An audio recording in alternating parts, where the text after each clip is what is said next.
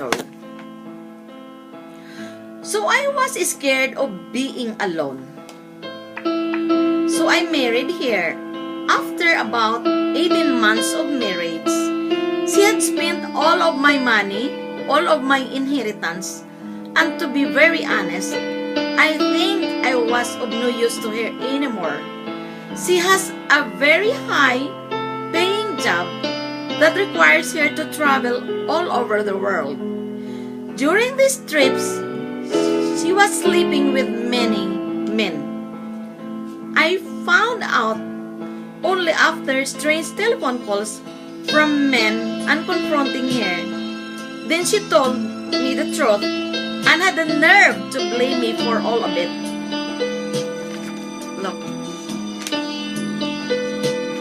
She was sleeping with many men.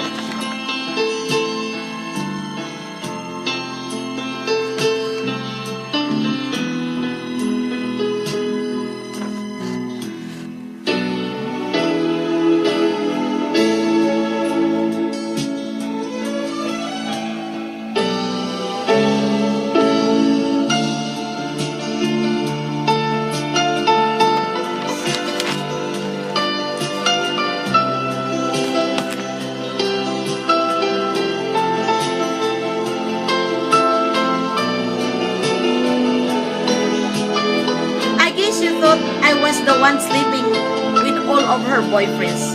I think it was about... Oh, sorry, I'm wrong. It says here, I think I was no use of her anymore. She has a very high-paying job that requires her to travel all over the world.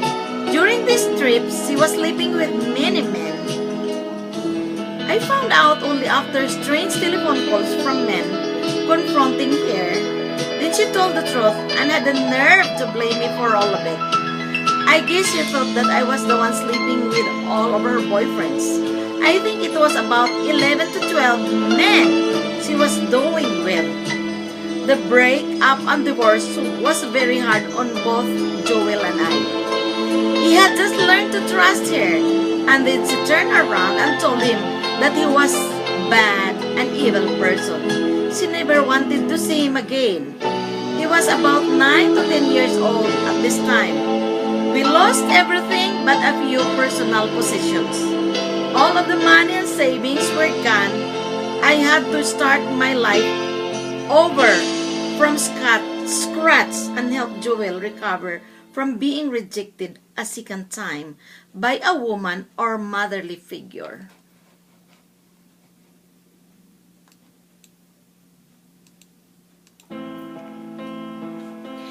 It has been a very long, hard, tough 4 years. Failure has been hurtful inside. At times, loneliness has been crushing and almost unbearable. For about 18 months, I just felt sorry for myself and sometimes blame myself for all of it. Thinking about what I could have done different to prevent it.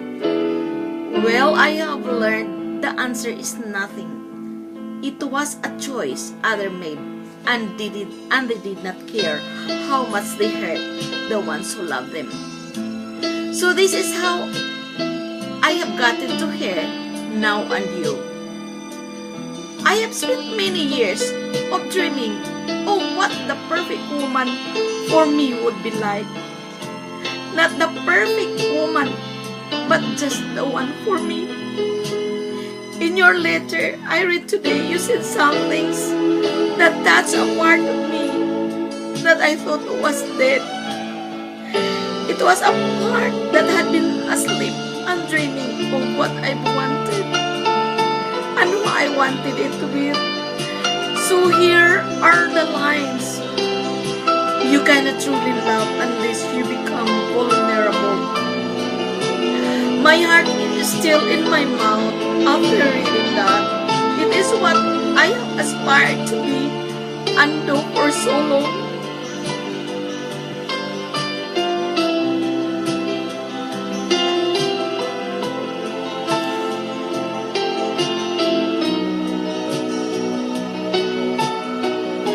This second line was, they have forgotten how to communicate and therefore nothing to pull on the heartstrings. My heart is now pouring through my eyes and out through my fingers as I write this letter to you. The woman that I love and trust with my most closest fears and pain. I have failed miserably at love because of my bad choices and weak spirit. My son has been hurt by these bad choices, which I can never make up to him for. I am vulnerable, and I have been hurt far deeper, more than you can imagine. My life has been ruined. My son hurt.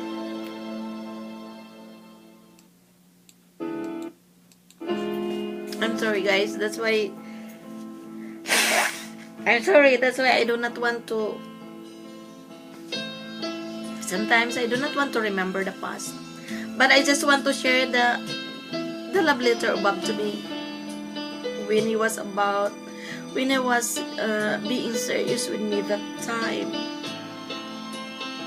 when he finally decided to know more about me.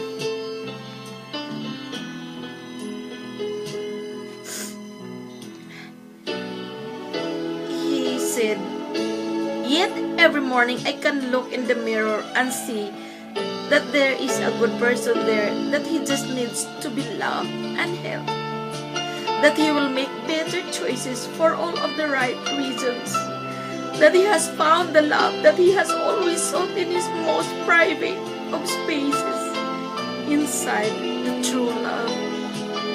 Lord, I think this all started to hit home when I started to read and review all of the paperwork that we must do together.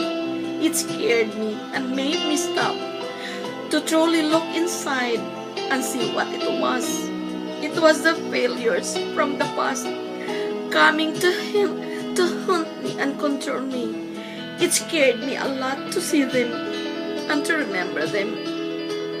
It brought out tears of such pain and sadness that I had kept hidden from everyone for so many years.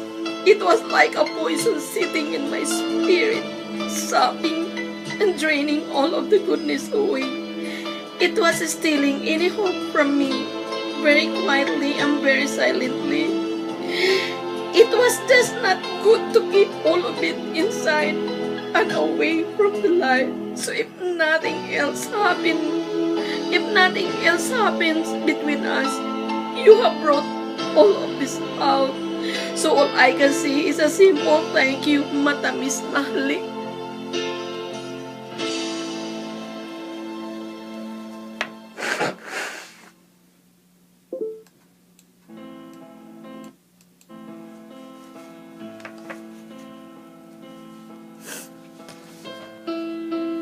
So we are both now vulnerable. Each one of us can now hurt the other if we choose to.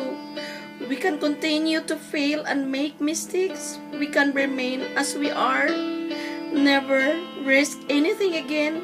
We can risk no chance for love. We can risk no chance for happiness. We can risk no chance for good.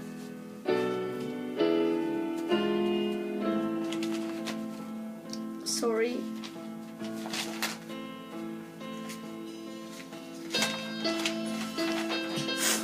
We can just give up and go back to hiding and being safe, but alone. I do not want this for myself. I do not want this for Joel. I do not want this for us. I do not want this for you, my love.